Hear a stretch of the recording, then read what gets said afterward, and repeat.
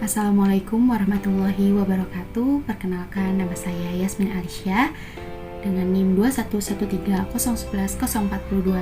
Saya merupakan mahasiswi jurusan Administrasi Pembangunan Negara semester kedua di Politeknik STI Alan Jakarta.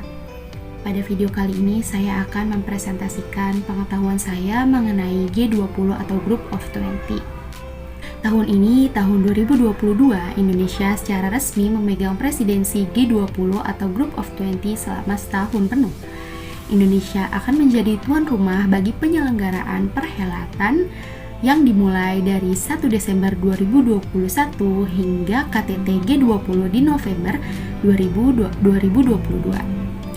G20 atau Group of 20 adalah sebuah forum utama kerjasama ekonomi internasional yang beranggotakan negara-negara dengan perekonomian besar di dunia yang terdiri dari 19 negara serta satu lembaga Uni Eropa.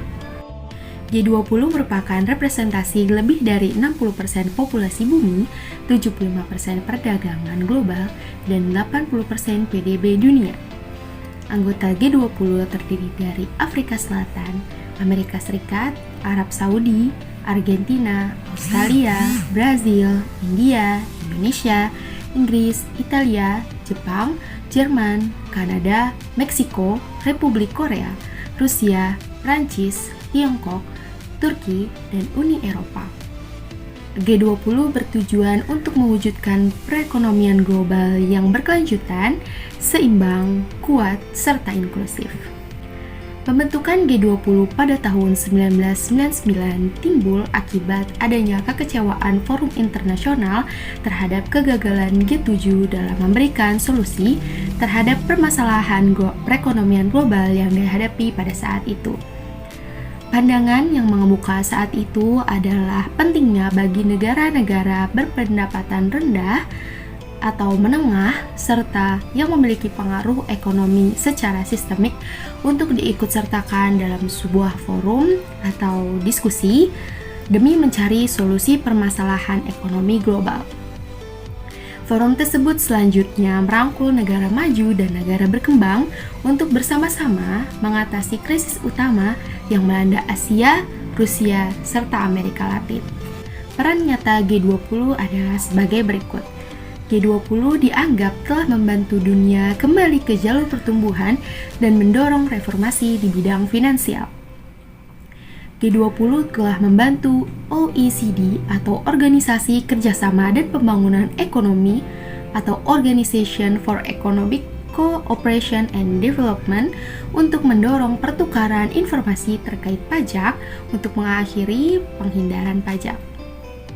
Yang ketiga, kontribusi G20 dalam penanganan pandemi COVID-19 yang mencakup penangguhan pembayaran utang luar negeri berpenghasilan rendah, injeksi penanganan COVID-19, penurunan atau penghapusan bea dan pajak impor, pengurangan bea untuk vaksin, hand sanitizer, desinfektan, alat medis, serta obat-obatan.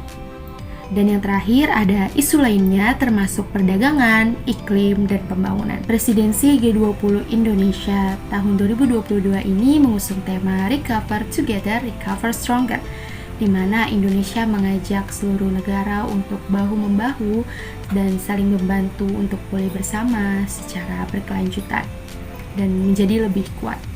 Topik utama G20 2022 adalah arsitektur kesehatan, di mana ini berkaitan dengan penggalangan dana global, ketahanan dan standar kesehatan global yang harmonis. Selanjutnya ada transformasi ekonomi digital, atau topik ini mencakup desain ulang tata kelola ekonomi global dengan teknologi digital, serta yang terakhir adalah transisi energi. G20 akan mendorong terbentuknya sistem energi global yang lebih bersih dan adil. Pilar presidensi G20 Indonesia tahun 2022 adalah yang pertama memperkuat lingkungan kemitraan, yang kedua mendorong produktivitas, yang ketiga meningkatkan ketahanan dan stabilitas, yang keempat memastikan pertumbuhan berkelanjutan dan inklusif, dan yang terakhir adalah kepemimpinan kolektif global yang lebih kuat. Agenda prioritas jalur keuangan dalam presidensi G20 Indonesia 2022 adalah yang pertama, exit strategy to support recovery.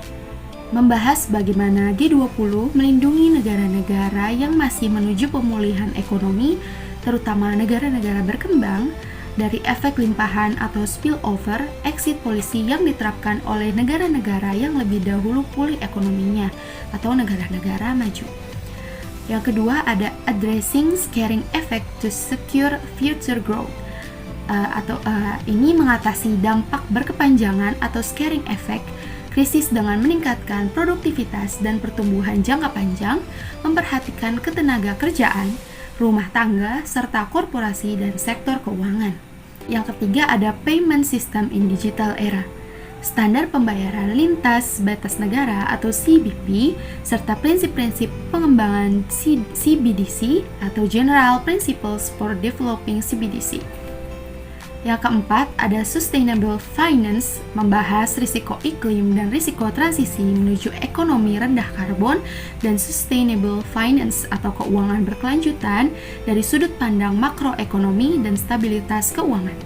Yang kelima, ada Financial Inclusion, Digital Financial Inclusion, and SME Finance.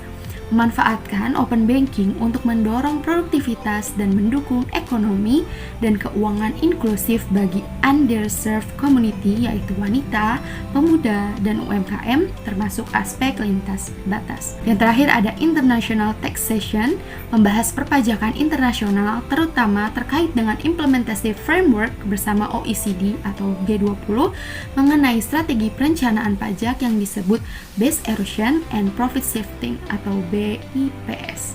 Sebagai anggota forum Group of 20, Indonesia tentu saja akan mendapatkan begitu banyak manfaat. Salah satunya ialah Indonesia akan memperoleh informasi bagaimana perpajakan atau keuangan atau bagaimana cara negara-negara maju memulihkan ekonomi di negaranya. Indonesia dapat belajar dari negara-negara maju yang juga merupakan anggota forum Group of 20, sehingga Indonesia akan dapat menerapkan kebijakan-kebijakan yang dikira cocok bagi negara Indonesia untuk memulihkan ekonomi di Indonesia. Selain itu, Indonesia juga dapat memperjuangkan kepentingan nasional melalui forum G20 ini. Pertemuan-pertemuan negara anggota forum G20 di Indonesia juga dapat memperkenalkan produk-produk unggulan Indonesia serta pariwisata di Indonesia yang kemudian diharapkan akan dapat membantu memulihkan perekonomian Indonesia. Sekian pemaparan dari saya mengenai G20 atau Group of 20. Kurang lebihnya mohon maaf. Terima kasih atas perhatiannya. Wassalamualaikum warahmatullahi wabarakatuh.